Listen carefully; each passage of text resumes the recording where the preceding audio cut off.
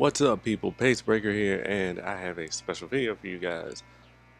Back in September, I went to Micro Center and I got all of the parts in order to build my very first desktop. So, here's a part list, and here's some mountain of stuff, sans Windows 10 and the USB optical drive. And, well, we're going to get to the meat and potatoes of this. So, let's get started. Crucial Ballistic Sports 16 gigs of RAM right there. One of my hard drives, a Samsung A50 EVO, 250 gigs, and one of the stars, our Intel Core i7-6700K, because I wanted to get that extra little bit oomph out of an unlocked processor. Our Corsair CX650M power supply, our Western Digital black 2TB hard drive for storage, our Asus ROG Strix Z270E gaming motherboard, this is the other star, and our MSI GeForce GTX 1060 Gaming X 6GB GPU. Bam. And, of course, our CPU cooler, a Noctua NH-D15S. And I'm showing you just how big the box is because, yeah, it's a pretty hefty box. And the cooler actually is pretty big, so it fits. And then, of course, our case, a Corsair Carbide Series 400C. So, let's move on to work in progress shots. So, first up, case prep. This power supply shroud can actually be taken off, and then you can do all your mountings and fittings, and it's a good idea to go ahead and, if you got a modular power supply, hook everything up, and bam, yeah, you'll be able to route all that later. Save yourself some trouble. So now let's move on to getting the motherboard ready. So this is what she looks like out of the box.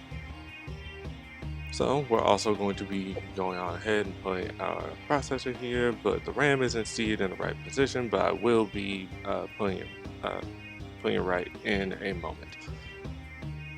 But this beauty, oh man, I was wondering what board I was going to get. So this took 3 days to do. I mean, the everything to post, it only took like the 1 day, but yeah. I had a lot of hiccups along the way trying to get this thing done. But yeah, it was mainly more, okay, do I need this? They gave me these extra things. What do I do?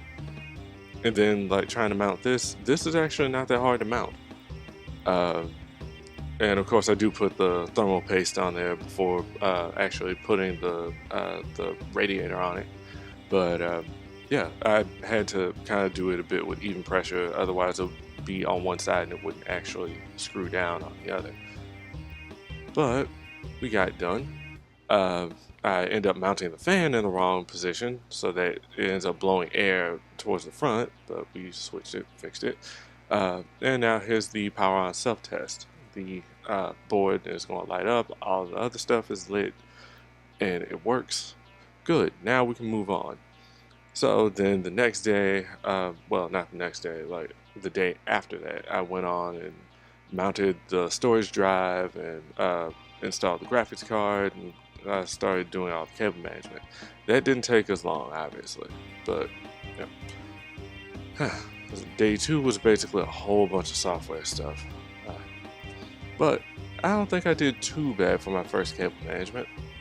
Not to mention, this thing also mounts SSDs the other way, with the connectors facing up rather than down, so that ended up creating a little bit of a problem, but we managed to get it done.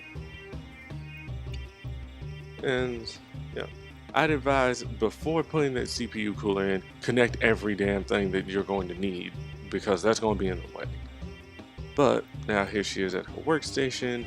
I already had these speakers. I bought these years ago. So yeah, I didn't feature them in the list because they weren't necessary. Same goes for the keyboard and mouse. But there we go with Windows 10 64-bit. So this bad girl is done. This is the new workstation. This is what I'll be working off of from here on out. I'll be doing streams and all that from here. So once more, here's the part list. Thank you guys for watching. I hope you enjoyed, and I will see you guys in the streams.